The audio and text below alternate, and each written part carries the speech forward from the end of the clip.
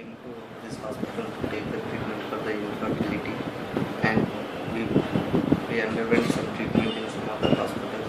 But after coming this hospital, madam suggested us to undergo for IVF, and starting we had some fear to take the IVF treatment, and here also they told that 30 to 40% of hopes is there in IVF, but we had fear, and we are spending this much money, and we thought that if it will be failure, it will be a big crisis.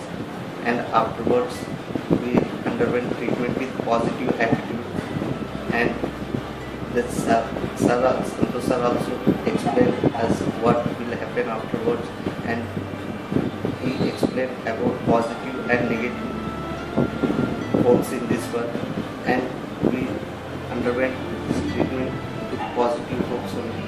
And after some days we got the positive result, and we are very happy and thankful to all the staff and the madam also for giving the treatment with lot of patience and explaining each and everything about this one. And in the society, most of the people, they will think that in the IVF they will do something and they will misguide the patients. It is not the correct way, and they will use the same egg and sperm of the same wife and husband. And I thank all the staff and the madam for making this treatment successful for us.